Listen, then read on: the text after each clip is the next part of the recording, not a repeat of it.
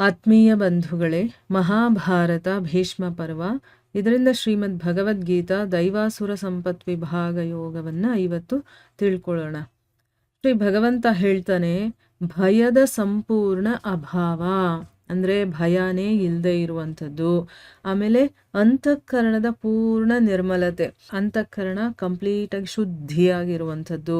ಆಮೇಲೆ ತತ್ವಜ್ಞಾನಕ್ಕೋಸ್ಕರ ಧ್ಯಾನ ಯೋಗದಲ್ಲಿ ನಿರಂತರವಾಗಿ ದೃಢ ಸ್ಥಿತಿ ಇರುವಂಥದ್ದು.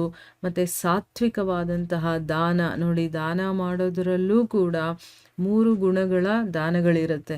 ಸಾತ್ವಿಕವಾದಂತಹ ದಾನ ಇರಬೇಕು, ಆಮೇಲೆ ಇಂದ್ರಿಯಗಳನ್ನು ಕಂಟ್ರೋಲ್ ಮಾಡಿ ಇಟ್ಕೊಂಡಿರಬೇಕು, ಆಮೇಲೆ ಭಗವಂತ, ದೇವತೆಗಳು ಮತ್ತು ಗುರು ಜನರ ಪೂಜೆ ಇವರನ್ನೆಲ್ಲ ಪೂಜಿಸುವಂಥ ಭಾವ ಇರಬೇಕು, ಮತ್ತು ಅಗ್ನಿಹೋತ್ರ ಮಾಡುವಂಥದ್ದು. ಈ ರೀತಿಯ ಉತ್ತಮ ಕರ್ಮಗಳ ಆಚರಣೆ ಮತ್ತು ವೇದಶಾಸ್ತ್ರಗಳ ಪಠನೆ ಮಾಡೋದು, ಪಾಠ ಮಾಡೋದು, ಮತ್ತು ಭಗವಂತನ ಹೆಸರು ಮತ್ತು ಗುಣಗಳ ಕೀರ್ತನೆ ಮಾಡೋದು, ಸ್ವಧರ್ಮ ಪಾಲನೆಗೋಸ್ಕರ ಕಷ್ಟವನ್ನು ಸಹಿಸ್ಕೊಳ್ಳೋದು. ಈಗ ನಮ್ಮ ಧರ್ಮ ಪಾಲನೆ ಮಾಡಬೇಕಾದ್ರೆ ಬೇಕಾದಷ್ಟು ತೊಂದರೆಗಳು, ತೊಡಕುಗಳು ಬಂದೇ ಬರುತ್ತೆ. ಕಷ್ಟಗಳನ್ನು ನಾವು ಅನುಭವಿಸ್ಬೇಕಾಗತ್ತೆ. ಆ ಕಷ್ಟಗಳನ್ನೆಲ್ಲ ಸಹಿಸ್ಕೊಳ್ಳೋದು, ಮತ್ತು ಶರೀರ ಮತ್ತು ಇಂದ್ರಿಯಗಳ ಸಹಿತ ಅಂತಃಕರಣದ ಸರಳತೆ, ತುಂಬ ಸರಳವಾಗಿರಬೇಕು ನಾವು. ಆಮೇಲೆ ಮನಸ್ಸು, ವಾಣಿ, ಶರೀರದಿಂದ ಯಾರಿಗೂ ಅಂದರೆ ತ್ರಿಕರಣಗಳಿಂದಲೂ ಕೂಡ ಯಾರಿಗೂ ಯಾವುದೇ ರೀತಿಯಲ್ಲಿ ಕಷ್ಟವನ್ನು ಕೊಡದೇ ಇರುವಂಥದ್ದು. ಆಮೇಲೆ ಯಥಾರ್ಥ ಮತ್ತು ಪ್ರಿಯ ಭಾಷಣ, ಏನಿದೆಯೋ ಹಾಗೆ ಮಾತಾಡೋದು, ಮತ್ತು ಅದು ಬೇರೆಯವರಿಗೆ ನೋವು ಆಗೋ ಹಾಗಿರಬಾರ್ದು. ಪ್ರಿಯವಾಗಿ ಅಂದರೆ ಬೇರೆಯವರಿಗೆ ಪ್ಲೀಸಿಂಗ್ ಅಂತ ಹೇಳ್ತಾರೆ. ಅಂದರೆ ಏನು, ಅವ್ರ ಮನಸ್ಸಿಗೆ ಸಂತೋಷ ಕೊಡುವಂಥದ್ದು, ಅಥವಾ ಅವ್ರ ಮನಸ್ಸಿಗೆ ನೋವನ್ನು ಉಂಟು ಮಾಡದೇ ಇರುವಂಥ ರೀತಿಯಲ್ಲಿ ಮಾತಾಡುವಂಥದ್ದು. ಆಮೇಲೆ ತನಗೆ ಅಪಕಾರ ಮಾಡೋದವ್ರ ಮೇಲೂ ಕೂಡ ಕೋಪ ಮಾಡ್ಕೊಳ್ದೇ ಇರುವಂಥದ್ದು. ಕೆಲಸಗಳಲ್ಲಿ ಕರ್ತೃತ್ವದ ಅಭಿಮಾನದ ತ್ಯಾಗವನ್ನು ಮಾಡೋದು. ನಾನೇ ಮಾಡ್ತಾ ಇದ್ದೀನಿ ಅನ್ನುವಂಥ ಒಂದು ಅಭಿಮಾನ ಇರುತ್ತಲ್ಲ, ಅದನ್ನು ತ್ಯಾಗ ಮಾಡೋದು. ಆಮೇಲೆ ಅಂತಃಕರಣವನ್ನು ಕಂಟ್ರೋಲ್ ಮಾಡೋದು, ಅಂದರೆ ಶುದ್ಧವಾಗಿಟ್ಕೊಂಡು ಅದು ತಾವು ಹೇಳ್ದಂಗೆ ಕೇಳಬೇಕು ಆ ರೀತಿ ಇಟ್ಕೊಂಡಿರೋದು. ಆಮೇಲೆ ಯಾರ ನಿಂದನೆಯನ್ನು ಮಾಡದೇ ಇರುವಂಥದ್ದು. ಆಮೇಲೆ ಎಲ್ಲ ಜೀವಿಗಳಲ್ಲೂ ಕೂಡ ಹೇತುರಹಿತವಾದಂತಹ ದಯೆ, ಅಲ್ಲಿ ಯಾವುದೇ ರೀತಿಯ ಸ್ವಾರ್ಥ ಇರಬಾರದು, ನಿಸ್ವಾರ್ಥದಿಂದ ಇರುವಂಥದ್ದು. ಯಾವುದೇ ರೀತಿಯ ಏನು ಅಪೇಕ್ಷೆಯನ್ನು ಪಡೆದೇ ದಯೆಯನ್ನು ತೋರಿಸುವಂಥದ್ದು. ಇಂದ್ರಿಯಗಳು ಮತ್ತು ವಿಷಯಗಳ ಜೊತೆ ಸಂಯೋಗವಾದಾಗ ಅದರಲ್ಲಿ ಆಸಕ್ತಿಯನ್ನು ಇಟ್ಕೊಳ್ಳದೇ ಇರುವಂಥದ್ದು. ಆಮೇಲೆ ತುಂಬ ಕೋಮಲವಾಗಿರುವಂಥದ್ದು.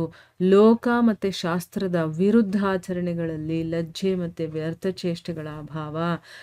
ಅಂದರೆ ಈ ಜಗತ್ತಿಗೆ ಏನಾದರೂ ತೊಂದರೆ ಆಗುತ್ತೆ, ಅಥವಾ ಶಾಸ್ತ್ರಗಳಲ್ಲಿ ಏನು ಮಾಡಬಾರ್ದು ಅಂತ ಹೇಳಿರ್ತಾರೋ ಅಂಥ ಕೆಲಸಗಳನ್ನು ಮಾಡೋಕ್ಕೆ ಹೋದಾಗ ನನಗೆ ನಾಚಿಕೆ ಆಗಬೇಕು, ಅಯ್ಯೋ ನಾನು ಇದನ್ನು ಮಾಡಬಾರ್ದು ಅನ್ನುವಂಥ ಭಾವ ಬರಬೇಕು. ಅಥವಾ ಅಂಥ ಕೆಲಸಗಳನ್ನು ಮಾಡೋದ್ರ ಕಡೆ ನನ್ನ ಮನಸ್ಸು ಹೋಗಬಾರ್ದು, ಅದು ಮಾಡಬಾರ್ದು ಅಂತ ಅಂದ್ಬಿಟ್ಟು.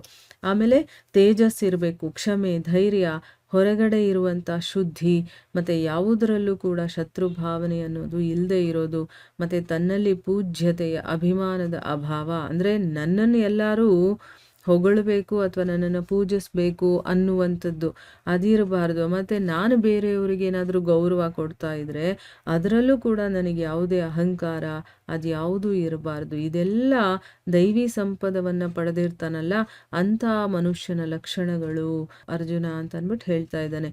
ಮುಂದುವರೆದು ಹೇಳ್ತಾನೆ, ಪಾರ್ಥ, ದಂಭ, ಅಹಂಕಾರ, ಅಭಿಮಾನ, ಮತ್ತು ಕ್ರೋಧ, ಕಠೋರತೆ, ಇದೆಲ್ಲ ನೋಡಿ ಎಂತೆಂಥ ಶಬ್ದಗಳು. ನಾನು, ನಂದು ಅನ್ನುವಂಥದ್ದು ಯಾರಲ್ಲಿ ಜಾಸ್ತಿ ಇರುತ್ತೋ ಅವ್ರಿಗೆ ಇರುತ್ತಿದೆಲ್ಲ. ಏನು ದಂಭ ಇರುತ್ತೆ, ಒಂಥರ ಅಹಂಕಾರ ಇರುತ್ತೆ, ಅಭಿಮಾನ ಇರುತ್ತೆ, ಕೋಪ ಇರುತ್ತೆ ಅವರಲ್ಲಿ. ಆಮೇಲೆ ಅವರು ತುಂಬ ಕಠೋರ ಹೃದಯವಂತರಾಗಿರ್ತಾರೆ. ಮತ್ತು ಅಜ್ಞಾನ ಕೂಡ. ಇದೆಲ್ಲ ಕೂಡ ಅಸುರಿ ಸಂಪತ್ತನ್ನು ಇಟ್ಕೊಂಡು ಹುಟ್ಟಿರ್ತಾರಲ್ಲ ಅಂಥ ಮನುಷ್ಯರ ಲಕ್ಷಣ ಅಂತಂದ್ಬಿಟ್ಟು ಇಲ್ಲಿ ಹೇಳ್ತಾ ಇದ್ದಾನೆ. ಯಾರಲ್ಲಿ ಸಾಫ್ಟ್ ಆಗಿರೋದು, ಒಳ್ಳೆ ರೀತಿಯಲ್ಲಿ ಮಾತಾಡೋದು, ಬೇರೆಯವ್ರಿಗೆ ನೋವು ಕೊಡದೇ ಇರೋ ಹಾಗೆ, ಆಮೇಲೆ ಕೋಮಲತೆಯಿಂದ ಇರೋದು, ಕೋಪ ಮಾಡ್ಕೊಳ್ದೇ ಇರುವಂಥದ್ದು, ಅಂಥದ್ದೆಲ್ಲ ದೈವಿ ಗುಣಗಳಾದರೆ ಅದಕ್ಕೆ ಜಸ್ಟ್ ಆಪೋಸಿಟ್ ಆಗಿರುವಂಥದ್ದು ಅದೆಲ್ಲವೂ ಕೂಡ ಅಸುರಿ ಸ್ವಭಾವ ಇರುವಂಥ ಒಬ್ಬ ಮನುಷ್ಯನ ಲಕ್ಷಣಗಳು ಅಂತಂದ್ಬಿಟ್ಟು ಹೇಳಿದ್ದಾನೆ. ಅಂದರೆ ಯಾವ್ಯಾವ ಗುಣಗಳಿದ್ರೆ ಅವರನ್ನು ಅಸುರರು ಅಂತ ಕರೀತಾರೆ, ಯಾವ್ಯಾವ ಗುಣ ಇದ್ರೆ ಅವರನ್ನು ದೇವತೆಗಳು ಅಂತ ಕರೀತಾರೆ ಅಂತ ಇಲ್ಲಿ ಹೇಳ್ತಾ ಇರೋದು. ದೈವಿ ಸಂಪತ್ತು ಅನ್ನೋದು ನಮಗೆ ಮುಕ್ತಿಯನ್ನು ಕೊಡುತ್ತೆ, ಮುಕ್ತಿಗಾಗಿ ಇರುವಂಥದ್ದು.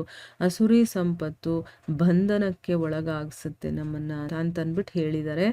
ಅದಕ್ಕೋಸ್ಕರ ಅರ್ಜುನ, ನೀನು ಶೋಕ ಪಡಬೇಡ. ಯಾಕೆಂತಂದರೆ ನೀನು ದೈವಿ ಸಂಪತ್ತನ್ನು ಪಡೆದಿದ್ದೀಯಾ. ನಿನ್ನ ಒಳಗಡೆ ಬರೀ ದೈವಿ ಗುಣಗಳೇ ಇರೋದ್ರಿಂದ, ಒಳ್ಳೊಳ್ಳೆ ಗುಣಗಳೇ ಇರೋದ್ರಿಂದ ನೀನು ನನಗೇನೋ ಒಂದು ಪಾಪ ಬಂದ್ಬಿಡುತ್ತೆ ಹಾಗೆ ಹೀಗೆ ಅಂತೆಲ್ಲ ನೀನು ಯೋಚನೆ ಮಾಡಬೇಡ. ನಿನ್ನಲ್ಲೆಲ್ಲ ದೈವಿ ಗುಣಗಳೇ ಇರೋದು ಅಂತಂದ್ಬಿಟ್ಟು ಅರ್ಜುನನಿಗೆ ಕೃಷ್ಣ ಹೇಳ್ತಾ ಇದ್ದಾನೆ. ಮುಂದುವರೆದು ಏನು ಹೇಳ್ತಾನೆ ಅಂತ ನಾವು ಮುಂದಿನ ಭಾಗದಲ್ಲಿ ತಿಳ್ಕೊಳ್ಳೋಣ. ಹರೇ ಕೃಷ್ಣ.